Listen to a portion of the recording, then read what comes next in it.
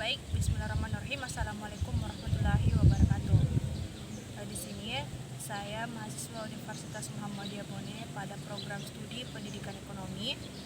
Saya akan menjelaskan sebuah judul mata kuliah belajar dan pembelajaran oleh dosen pengampu Bapak Sandi SPD MPDM.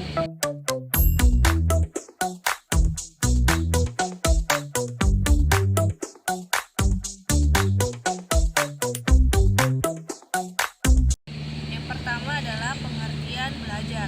Menurut Kamus Besar Bahasa Indonesia, belajar adalah berusaha memperoleh kepandaian atau ilmu, ataupun berlatih, atau merupakan sebuah aktivitas yang dilakukan oleh seseorang yang secara sadar. Kemudian secara sadar, kegiatan sadar yang dilakukan oleh seseorang dengan kegiatan sadar untuk mendapatkan sesuatu yang lebih baik, tidak lain adalah ilmu dan pengetahuan. Kemudian pengertian pembelajaran. Menurut Kamus Besar Bahasa Indonesia, pembelajaran adalah proses atau cara yang dijadikan seseorang untuk perkenalkan, nama saya Astuti, mahasiswa Universitas Muhammadiyah Bone pada program studi Pendidikan Ekonomi. Pada mata kuliah belajar dan pembelajaran oleh dosen pengampu Bapak Sandi SPD MPDM. Yang pertama mengenai belajar, yang pertama adalah belajar menurut Kamus Besar Bahasa Indonesia, belajar adalah berusaha memperoleh sebuah kepandaian atau ilmu atau berlatih. Bisa dikatakan sebagai aktivitas yang sadar dilakukan oleh seseorang untuk mendapatkan sebuah pengetahuan atau ilmu, atau kegiatan sadar yang dilakukan oleh seseorang, kegiatan yang mendapatkan sesuatu yang lebih baik, tidak lain adalah ilmu dan pengetahuan.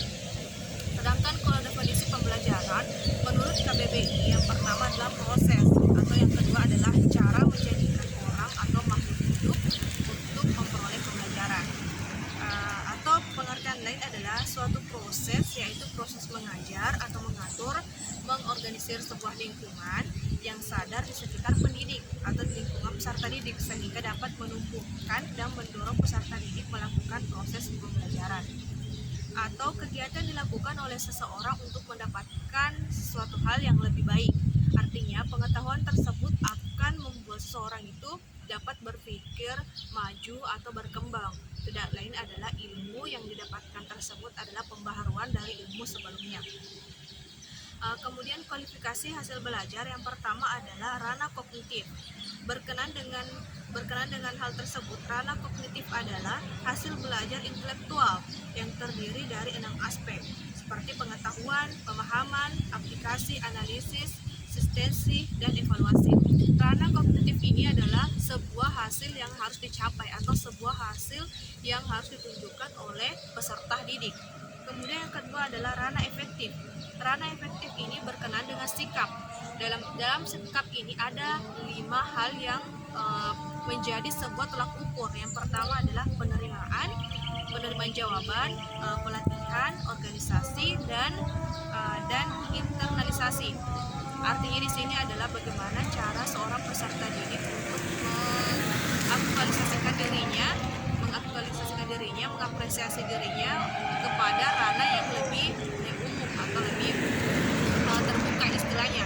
Kemudian yang ketiga adalah ranah psikomotorik, yaitu berkenaan dengan hasil belajar berupa sebuah tindakan, aspek refleks, kompleks, dan ekspresi atau interpretatif. Dalam hal ini adalah bagaimana peserta didik itu mengekspresikan dirinya dari hasil atau ilmu pengetahuan yang didapatkan selama proses pembelajaran. Kemudian poin selanjutnya adalah model atau prinsip pembelajaran. Yang pertama adalah model relevansi.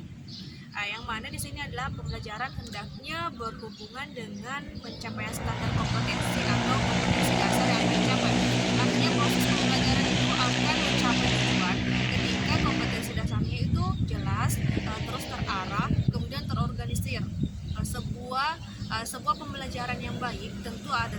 upaya yang baik dari sebuah tenaga pendidik kepada peserta didiknya. Kemudian yang kedua adalah konsistensi kompetensi dasar. Konsistensi kompetensi dasar ini artinya berkelanjutan. Dari pertemuan sebelumnya itu adalah misalkan ingin mengetahui tujuan dari sebuah pembelajaran ilmu ekonomi. Kemudian selanjutnya adalah langkah-langkah untuk mengetahui hal tersebut. Kemudian selanjutnya adalah tujuan dari pengetahuan tersebut. Maka eksistensi ini adalah sebuah atau sesuatu yang secara terorganisir pelaksanaannya. Terus pencapaiannya pun juga tentu akan didapatkan dengan secara baik.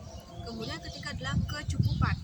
Artinya kecukupan materi itu tidak harus mencakup semua hal-hal yang tidak berhubungan, seperti mengangkat teori-teori yang tidak harus diketahui oleh peserta didik. Karena kecukupan teori itu adalah merupakan hal yang harus dipandang lebih baik ataupun lebih dikuasai oleh peserta didik. Ketika kecukupan materi dapat dikatakan baik, saat siswa atau peserta didik mampu memahami apa yang disampaikan oleh gurunya atau tenaga pendidiknya. Kemudian poin selanjutnya adalah tujuan pembelajaran secara umum. Yang pertama adalah menetapkan apa yang mau diperoleh oleh guru, kapan dan bagaimana cara melakukannya. Artinya, guru menetapkan tujuan yang akan dicapai pada proses pembelajaran. Artinya siswa ini juga tidak rancu dalam proses pembelajarannya, dan guru juga menetapkan apa-apa yang harus dicapai. Seperti tujuan pembelajaran adalah standar indikator atau standar kompetensinya itu terjelas. Guru terlebih dahulu memaparkan apa yang akan disampaikan untuk hari ini, pembelajaran apa yang akan disampaikan pada proses pembelajaran berlangsung. Kemudian yang kedua, membatasi sasaran dan dasar tujuan instruksional khususnya untuk menetapkan pelaksanaan kerja.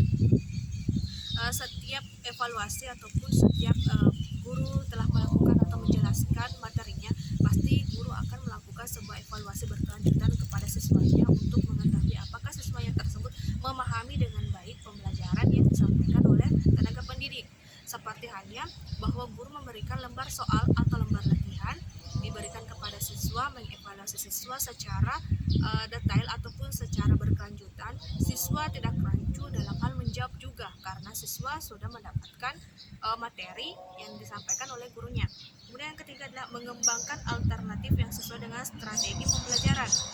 Seperti adanya yang dinamakan adalah simtaks, yang mana di sini adalah model pengembangan pembelajaran. Siswa dapat menggunakan atau memahami simtaks tersebut sesuai dengan apa yang disampaikan oleh gurunya. Simtaks tersebut sesuai dengan mata pelajaran yang disampaikan juga. Jika simtaksnya jelas, terus tujuan pembelajarannya juga ada, maka siswa tidak akan rancu dalam proses pembelajaran yang diterima oleh gurunya. Kemudian yang keempat adalah mengumpulkan dan menganalisis informasi yang penting untuk mendukung kegiatan pembelajaran. Kegiatan pembelajaran tersebut akan terarah ketika guru mampu menguasai lingkungan ataupun sekitar ataupun di dalam ruangan. Artinya ketika guru mampu untuk menguasai kegiatan pembelajaran, maka guru akan mampu bagaimana caranya dia menguasai proses pembelajaran terjadi. Kemudian yang terakhir, mempersiapkan dan mengkomunikasikan rencana-rencana dan keputusan berkaitan dengan kegiatan pembelajaran. Pada awal pertemuan pasti guru akan menyampaikan kepada siswa bahwa pembelajaran kita selama sekian pertemuan pembahasannya adalah ini, maka siswa juga bisa diberikan kesempatan untuk mencari referensi-referensi lain supaya siswa dapat berkembang atau pemikirannya lebih luas. Namun tidak menutup kemungkinan ada juga siswa yang tidak dapat berpikir secara luas karena misalkan terkendala sarana dan prasarana. Jadi di sini adalah peran guru yang sangat aktif. Kemudian terakhir ada ciri-ciri pembelajaran. Yang pertama merupakan upaya sadar. Baik guru dan siswa melakukan interaksi baik di dalam ruangan maupun di luar ruangan. Artinya ketika di luar ruangan berarti guru merupakan melakukan pendekatan secara emosional kepada siswanya. Ketika di dalam ruangan guru akan menggunakan secara pendekatan, yaitu pendekatan secara intelektualnya. Guru mampu untuk mendekati siswanya dengan beberapa aspek. Kemudian kedua adalah pembelajaran harus dimulai dengan membuat siswa belajar aktif. Belajar aktif artinya guru membangun bagaimana siswa ikut dalam berperan aktif untuk proses pembelajaran saat berlangsung.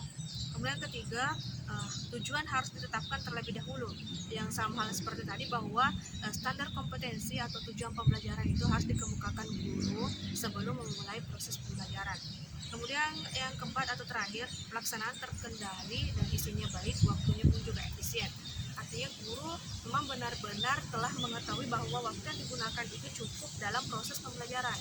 Seperti materi yang sudah disiapkan itu pas untuk proses pembelajaran, karena kapan materi itu tidak cukup atau waktu itu tidak cukup, guru harus mengulang atau menyambungnya pada proses pertemuan selanjutnya. Sekian